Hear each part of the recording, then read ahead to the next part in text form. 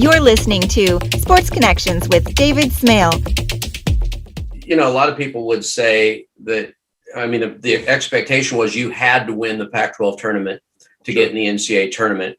And people would say, they were only middle of the pack in the Pac-12. Well, the Pac-12 certainly proved itself as a tough, maybe the best conference, certainly in the NCAA tournament. So in your best Bill Walton impression, talk about the strength of the Pac-12 this past season. Well, I'm going to have to decline. I can't go there. I can't impersonate or do justice to the great Bill Walton. He's a great promoter of our league, of our coaches, of our student athletes.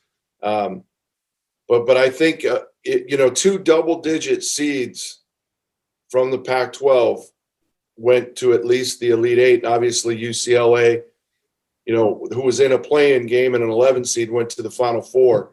So that tells you right there the strength. We also had Oregon go to the Sweet 16, USC. Colorado got past the first round. So, we have been, there's been years, quite honestly, where maybe we didn't get as many teams in the league and it was deserved. But I think, you always can use that we're on late and the East Coast they're asleep when we're playing. But I think really another big factor is that we're the only Power 5 conference out West. If there was another power conference out here, like, so many shared on the East Coast, that There's a lot more visibility, a lot more attention. But if you look at it, statistics show you that I want to say 7 out of the last 9 or 8 out of the last 10 years, there have been more Pac-12 players drafted in the NBA draft than any other conference. So we're putting players into the NBA at a higher rate. So to me, somewhere there's a disconnect. Yeah. We've got quality coaches, we've got quality play. Now, it has been a little inconsistent with deep runs in the tournament, but this past year, the Pac-12 had more wins in the NCAA tournament than any other conference. So I think we answered a lot of the doubters this year, and hopefully that we'll be able to carry that momentum moving forward.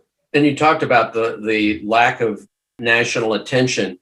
It can't just be the fact that your weeknight games start really late.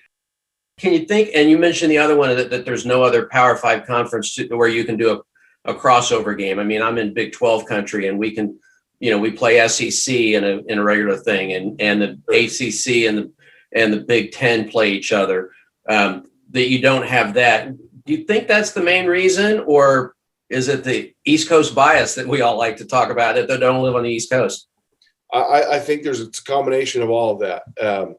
I don't think we get our just due because, again, we're the only show out here.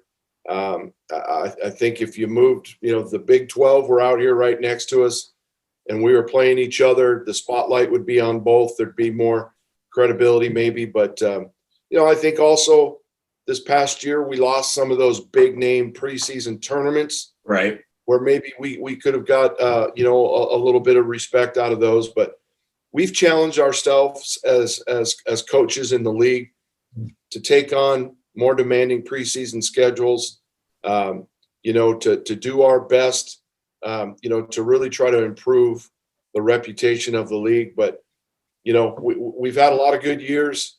We're pumping out great players. So, again, hopefully the run we made this year, we'll pick that up a little bit, but now we know we have to validate it moving forward and continue with the success.